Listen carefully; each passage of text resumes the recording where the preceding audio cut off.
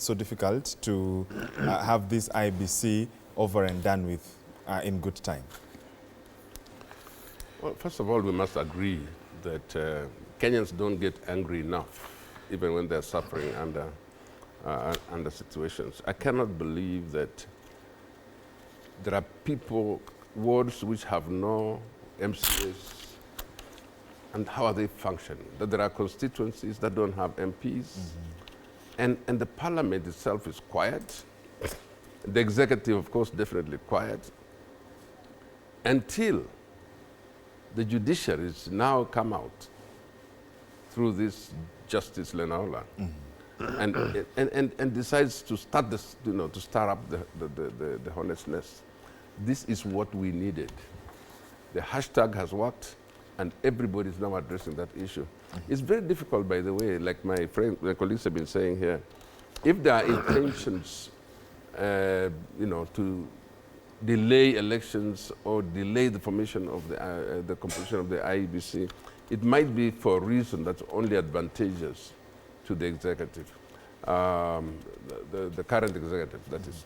So I would like to say that we must congratulate Justice Lenaola for speaking out, and even for suggesting that we popularize this subject, which has been. So the whole weekend, the churches, every meeting was talking about the reconstitution of the IEBC.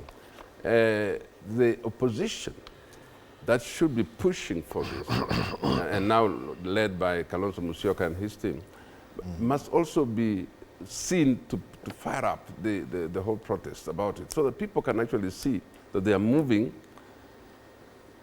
to reconstitute this IEBC for their own good and for the good of the country. Since now the ODM party has moved almost entirely now towards government, it's now the Kalonzo Musyoka-led team, plus all people of goodwill, all Kenyans of goodwill, who must now remember that we have a chance to stand as the opposition and shout and make enough noise. And even through this forum, we are demanding the reconstitution of the IEBC soon as possible, because it is actually a danger to those of us who are preparing to run in the next elections. It's a danger if you don't know if the IEBC is going to be the same one like the one we had last time. Is it going to be composed of people who are just given orders and not be able to stand their own grounds? We need an independent electoral and boundaries commission. Number two, there are certain boundaries which are supposed to be delineated. And if they are not done now, they cannot be effective of use in the next election.